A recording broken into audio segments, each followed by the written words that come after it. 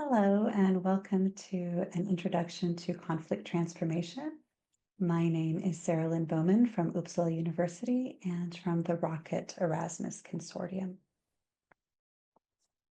So our agenda for today, first we're going to discuss why I or you might need conflict transformation skills. Then we will give a brief introduction to conflict transformation theory. And then we will discuss the relationship between conflict transformation and diversity, equity, and inclusion. So why do I need conflict transformation skills? So humans are in various states of conflict, whether that is obvious or under the surface. So for example, if I am experiencing discrimination in the workplace, that may be very obvious to me. But perhaps one of my colleagues who made a discriminatory comment didn't realize that that caused harm. So maybe it's not obvious to them. Or there are some conflicts that are under the surface that are completely unconscious. Like maybe I have a time pressure that I'm not aware of that is actually influencing the way that I communicate with my colleagues at work. And so working in groups, conflicts definitely emerge. Conflict is actually part of the normal stages of group development, according to Bruce Tuckman. This means we can't actually fully avoid conflict. It will happen. And a conflict transformation approach allows us to see this as a positive thing that can actually help us create better communities. How we handle conflict ultimately can determine the course of our lives. So it can affect our personal relationships, it can affect our work dynamics. Ultimately, it can affect our success in life.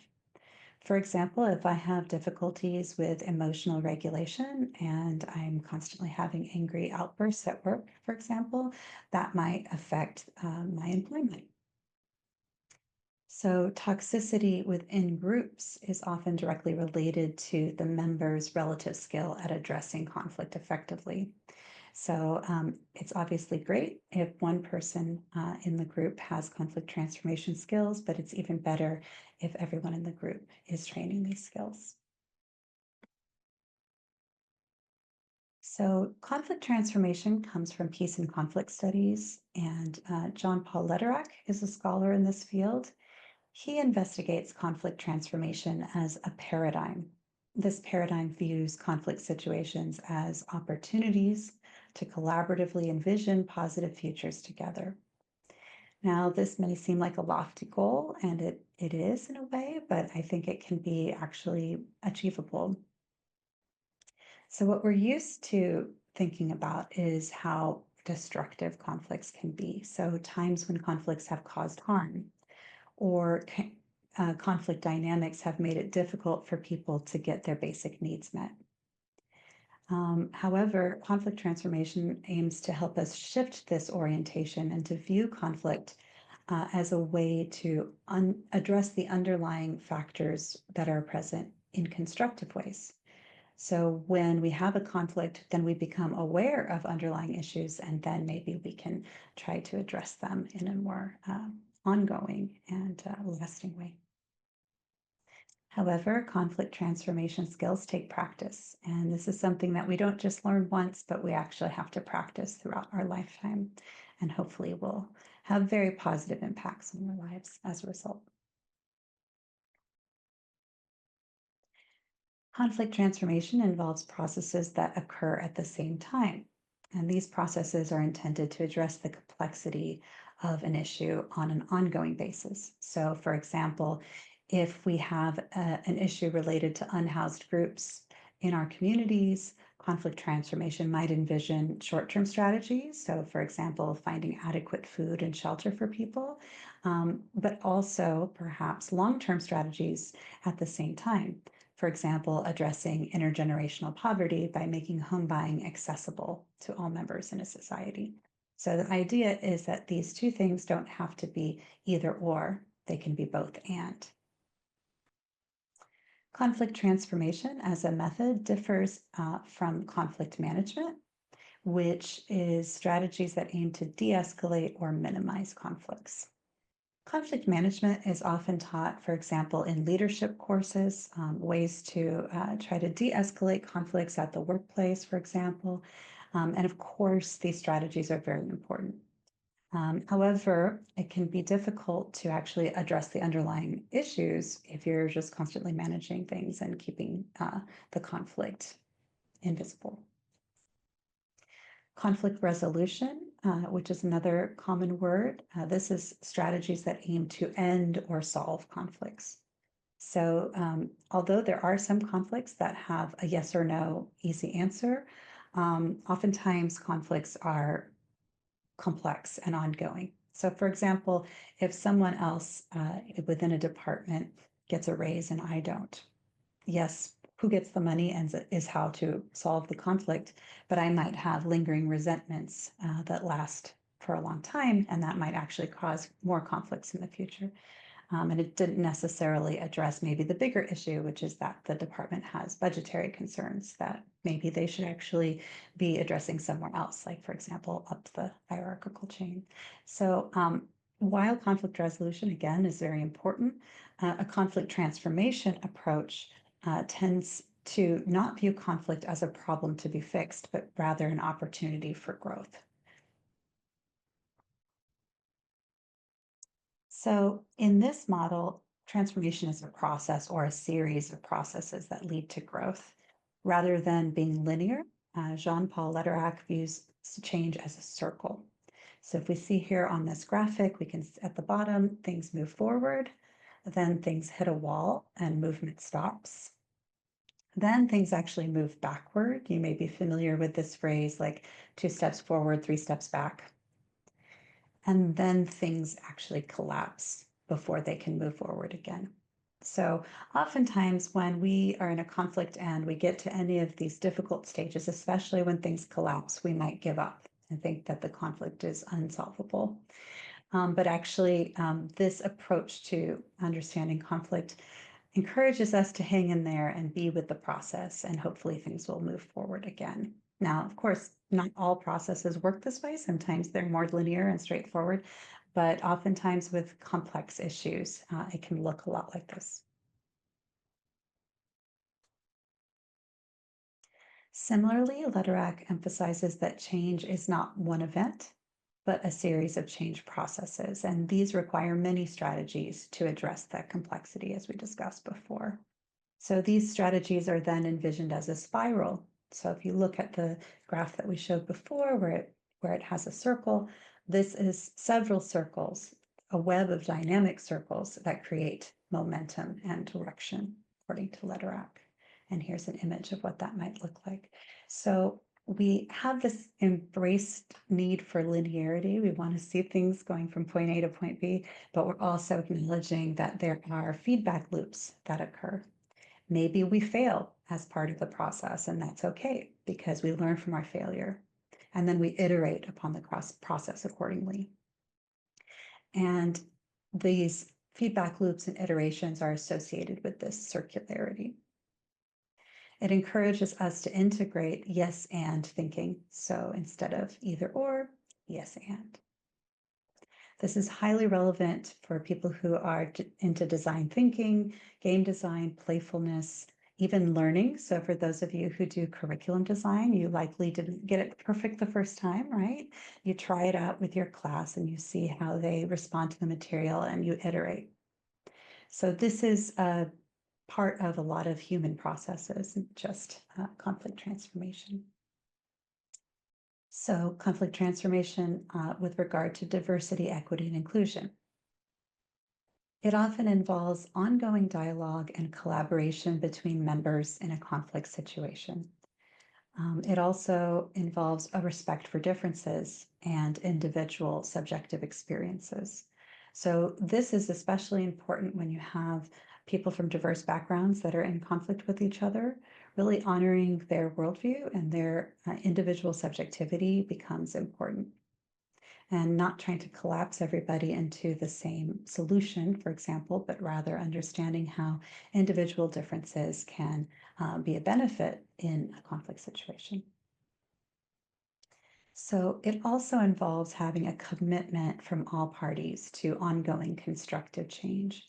And when we're dealing with issues of diversity, equity, and inclusion, these are not easily solvable. It requires a level of commitment, and it requires us to be willing to sit in the discomfort of ongoing constructive change. It also involves co-creation, so creating methods together to address issues. These could be previous methods that have worked in the past or in other situations, or we could be innovating entirely new strategies. But importantly, it involves having patience to trust the process because this process is long term. And that can be very difficult for those of us who get uncomfortable in conflict situations. Maybe we would prefer to just try to resolve it and move on, but this approach requires being able to sit in that discomfort. So, because issues of diversity, equity, and inclusion are deeply entrenched within societies, this approach can be particularly helpful. So, I would say actually that conflict is at the heart of all issues related to diversity, equity, and inclusion. While the circumstances and contexts differ, and that those are very important to keep in mind, if you study conflict on a basic level, it can help us understand what lies at the root of these diversity-based inequities. So, for example, going back to poverty, when people experience poverty in different cultures around the world, they often live within distinct cultural contexts. They have different histories, they have different economic systems, they have different environmental pressures. So, we don't want to ignore those things. Those are very important to consider. But at the same time, these difficulties are all related to our basic human needs that we all share.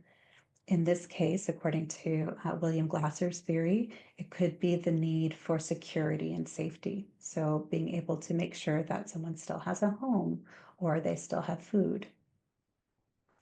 So, we all share these basic human needs, and being able to identify these core aspects that underlie conflict can help us recognize the shared humanity in one another. So, even if our lived experiences are quite different and we're honoring those differences, we're also recognizing that we all have the same needs.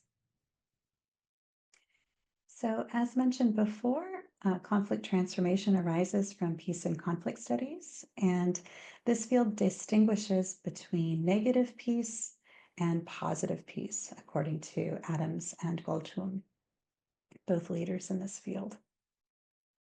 So, negative peace is when a community has an absence of visible violence, meaning that we don't see war occurring, we don't see people harming each other on the street, for example. So, therefore, we think we're in a state of peace. But this is considered just negative peace, meaning the absence of violence. However, violence is a more encompassing term in peace and conflict studies. There's also positive peace, and this is when all basic needs of every community member are met. Now, this is very difficult to achieve, of course, but it is the goal of peace and conflict studies often. So, conflict management and resolution, as we talked about before, can contribute to negative peace. The conflict becomes less escalated, less visible. It can feel like we have returned to a state of equilibrium and a state of peace. However, they fail to address positive peace often. This requires a deeper, more long term, and more intensive approach. So, positive peace in this case requires paying attention to the underlying identities at play, the social dynamics, the cultural contexts, and the individual stories connected to those. That takes time and takes commitment. So, for example, if you're working to address intergenerational poverty in the long term, you'll need to meet the basic needs of individuals within poverty in the short term, and both of those things happening at the same time would be positive peace. So, when discussing diversity, equity, and inclusion, oftentimes we're talking about privilege and marginalization. So, privilege is not an inherently bad thing, but it means that some members of society are centered and others are on the periphery or the margins. So that's what we mean when we say marginalization. Marginalized members of society, unfortunately, are often the target of violence. And Galtung talks about three different types of violence. He talks about direct violence, which is when physical, emotional, or spiritual harm is occurring. It could be matters of abuse, neglect, or war. And that connects to what we talked about earlier in terms of negative peace. So if there's no direct violence that's visible, then we have negative peace. But often direct violence still does exist in a community, even if it considers itself peaceful.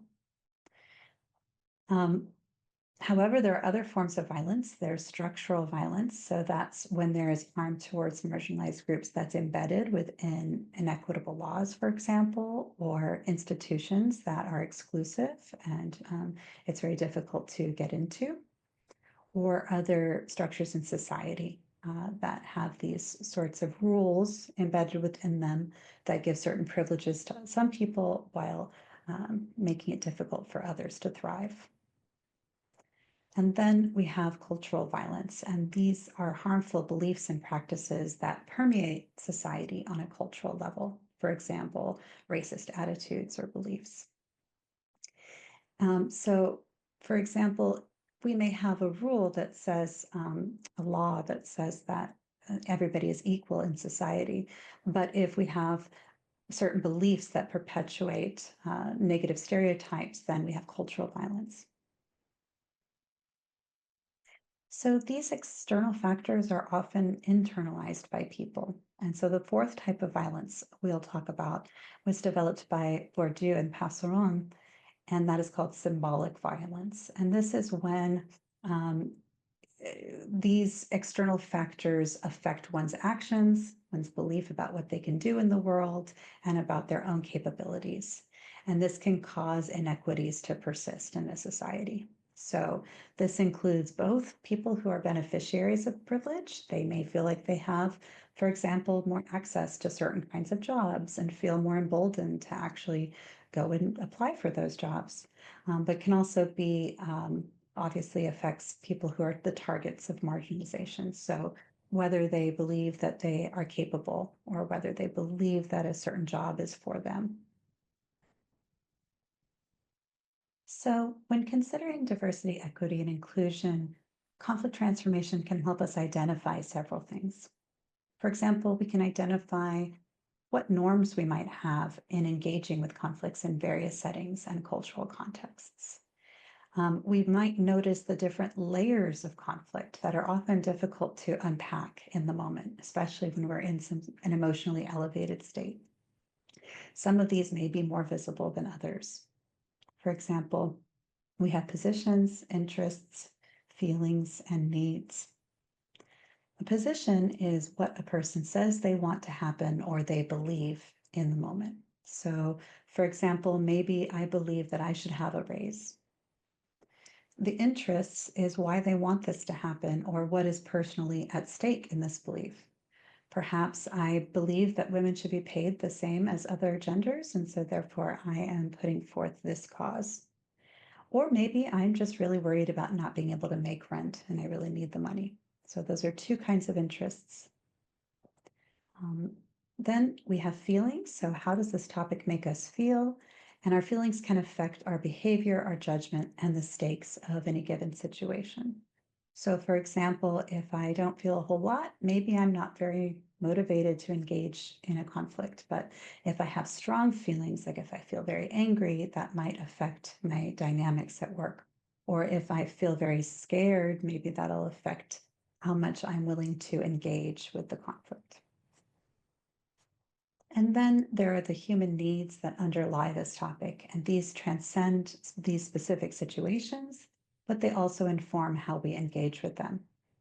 So, according to Glasser, a psychologist, we have these 5 basic human needs, and of course, there are a lot of other needs that are attached to them, but they're sort of overarching strategies for understanding our needs. So in this particular situation, we have power. So maybe I feel like I want a raise so that I can get a higher position within the institution and have some authority. Or perhaps I want more money for my hobby. So maybe fun is what's at stake here. Or maybe I need safety or security. As I mentioned before, maybe I need to pay my rent. Maybe I need more freedom. If I have more authority or if I have more money, then maybe I can go on the vacation that I've been dreaming of going on.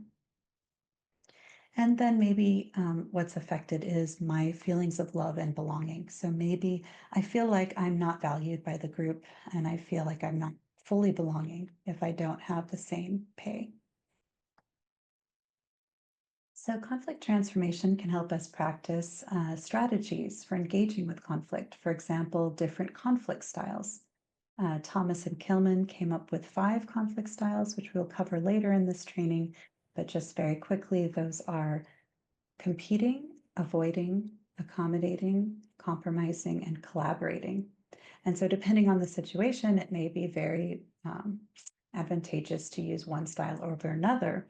But understanding that you have the option to change styles is really critical.